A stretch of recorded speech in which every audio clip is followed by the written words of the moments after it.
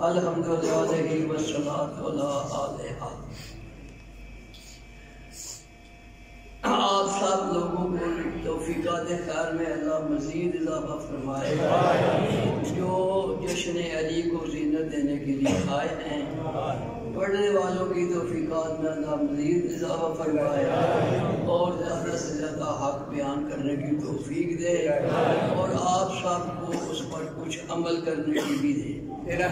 عزیز کہہ رہا تھا ایک نعت والا کہ علی کا مزاج قرآن کے ساتھ ملتا ہے، سنا تھا نا؟ علی کا مزاج قرآن کے ساتھ ملتا ہے، تو علی کا ایک فرمان قرآن کے بارے میں سن لیں۔ حضور فرماتے ہیں اللہ اللہ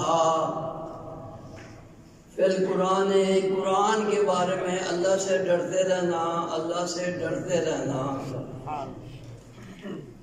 تم میں سے کوئی دوسرا جو ہے وہ قرآن پہ عمل کرنے میں تم سے آگے نہ نکلے۔ لہذا مولا کے اس فرمان کو یاد رکھیں۔ مولا کیا فرما رہے ہیں کہ کوئی دوسرا قرآن پہ عمل کرنے میں تم سے آگے نہیں بڑھنا چاہیے۔ تھوڑا سا اپنے کلمات میں منہ ڈال کر سوچ دیں کہ ہمارا قرآن کے ساتھ کتنا تعلق ہے۔ کیا ہمارے گھر میں قرآن کریم ترجمے والا ہے؟ ہم نے کبھی اسے پڑھا ہے؟ سوچا ہے کہ قرآن کیا کہتا ہے؟ نہ علی کے فرمان سننے کے لیے ہم تیار ہوتے ہیں، نہ قرآن کے فرامین سننے کے لیے تیار نہیں ہوتے ہیں۔ صرف نعرے لگانا جو ہے آسان ہے۔ اس معصوم نے فرمایا تھا کہ ہمارے لیے باعث عزت بننا، باعث عیب نہ بننا۔ کوشش کریں جشن منانے کا، کوئی پروگرام منانے کا مقصد بھی کوئی ہوتا ہے، بے مقصد جو ہے نہ سجود ہے نہ طہارت ہے نہ کوئی بات ہے۔ اس لیے گزارش یہ ہے کہ اول بار معصوم فرماتے ہیں نماز قائم کرنے کا مطلب یہ ہے کہ پابندی کے ساتھ اول وقت پہ نماز پڑھو۔ کبھی پڑھی کبھی نہ پڑھی، کبھی اول کبھی شام، ایسا نہ کرو۔ امام جعفر صادق علیہ السلام کا فرمان ہے کہ لا تنالوا شفاعتنا مستخفا بالصلاۃ، جو نماز کو حقیر اور معمولی سمجھتا ہے وہ ہماری شفاعت کی امید نہ رکھے۔ یا یہ کہنا چھوڑ دیں کہ ہمارے پیر نے سجدے میں سر کٹایا ہے، یا یہ بھی کہنا چھوڑ دیں کہ ہم اس کے پرزادار ہیں جو سید الساجدین ہیں۔ نہیں، یا سجدے سے پیار کر کے ثابت کریں کہ ہم ان کے پرزادار ہیں۔ دوسری بات یہ ہے کہ جتنے چلے گئے ہیں دنیا سے وہ بڑے محتاج ہیں۔ آپ بھی ہم بھی جب چلے جائیں گے قبر میں پہنچ جائیں گے بالکل ذرے ذرے کے محتاج ہو جائیں گے۔ اس لیے ایک وصیت ہے میری، عمر اب تھوڑی ختم ہونے والی ہے، جلدی کرے اللہ کرے خاتمہ بالخیر ہو اور میری جو چھوٹی موٹی محنتیں ہیں اللہ قبول فرمائے۔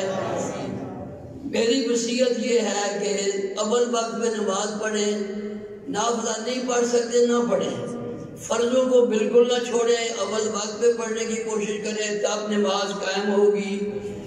دوسرا یہ ہے کہ کم از کم قرآن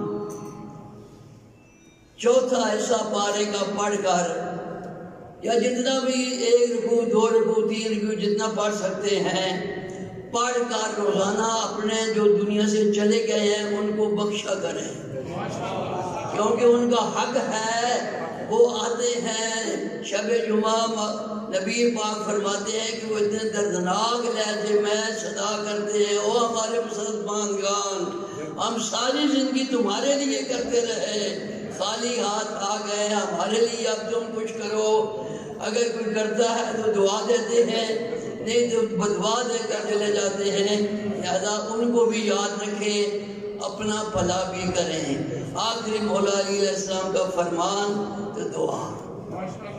حضور فرماتے ہیں عباد اللہ او اللہ کے بندو، او اللہ کے بندو، انا انصح الناس لنفسی، تم میں سب سے زیادہ اپنی ذات کا ہمدرد، تم میں سب سے زیادہ اپنی ذات کا خیر خواہ کون ہے؟ اتبعہم لربہ، جو سب سے زیادہ اپنے رب کا مطیع و فرما بردار ہے، زیادہ اللہ کے فرما بردار بننے کی کوشش کریں، تب علی بھی راضی ہوں گے، بطول بھی راضی ہوں گے، رسول بھی راضی ہوں گے، ائمہ بھی راضی ہوں گے۔ وہ فرماتے ہیں کہ اگر ہم اللہ کے پیارے ہوئے ہیں تو اس کی اطاعت کر کے پیارے ہوئے ہیں، لہذا جو اللہ کا مطیع و فرما بردار ہے وہ ہمارا ہے، جو نافرمان ہے وہ ہمارا کچھ نہیں لگتا، چاہے وہ قریبی ہی کیوں نہ ہو۔ اپوزٹ اس فرمان کا کیا بنتا ہے؟ جتنا کوئی اللہ کا نافرمان ہے، اللہ کا کچھ نہیں بگاڑ رہا، وہ اپنے ساتھ دشمنی کر رہا ہے۔ اللہ تعالیٰ تم سب کا آنا اور اس جشن مبارک میں دامے دل میں شکر ہے، جس لحاظ سے بھی اس کو کامیاب کرنے کی جن کو امید نے شائع کی ہے، ان سب کو توفیقات خیر میں اللہ تعالیٰ اضافہ فرمائے۔ آپ نے جو کچھ سنا ہے اس کو ثواب کا ذریعہ قرار دے اور کچھ نہ کچھ عمل کرنے کی توفیق عطا فرمائے۔ میری عرض ہے کہ آج دی اس بہترین محفل واسطے میری حاجت ہے، دعا منگو بھئی اللہ پاک کرے جتنے لوگ قیامت نے آنے تو پہلے انہوں امام نے زیارت ہوئے، اللہ تعالیٰ سب کو زیارت کرائے، اور یہ بھی ساتھ دعا ہے کہ جو زیارت کر کے آتے ہیں خدا کرے انہیں زیارت کا مطلب بھی سمجھ آئے، کیونکہ جیسے گئے ویسے ہی آ گئے، تو وہ زیارت نہیں ہے، سیر ہے کہ ہم سیر کر کے آ گئے ہیں، حج پہ جائے یا زیارات پہ جائے، واپس میں آ کر تبدیلی ہے اس کے اندر تو سمجھو قبول ہے، فائدہ ہے زیارت کا۔ اگر نہیں تو 100 دفعہ زیارت کر کے آ جائے، ان کے فرمان پہ عمل نہیں ہے تو پھر کچھ بھی نہیں ہے۔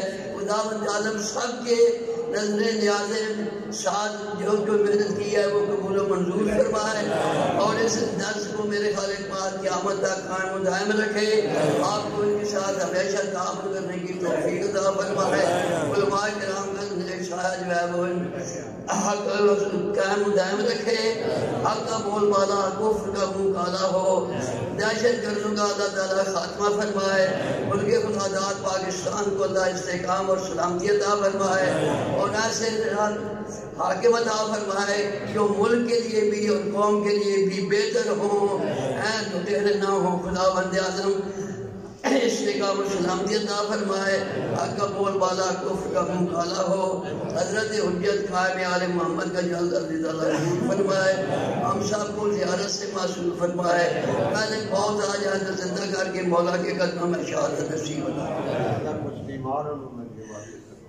والد صدقہ محمد وآل محمد کا جتنے بھی حاضرین ہیں ان کی جتنی جائز حاجات ہے اللہ تعالیٰ قبول و منظور فرمائے، اور جو بیمار ہیں بیمار کربلا کے صدقے میں میرے خالق پاک صاحب کو شفائے کاملہ عاجلہ عطا فرمائے۔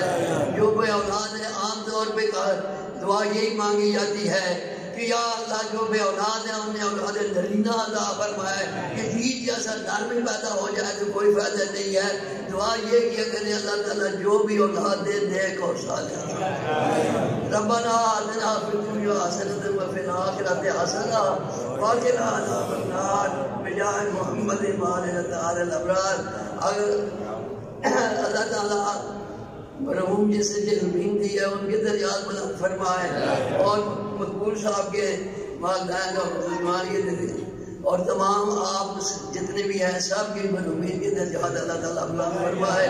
ربنا تقبل منا انک انت السمیع العلیم بجاہ محمد وآل المعصومین برحمتک یا ارحم الراحمین۔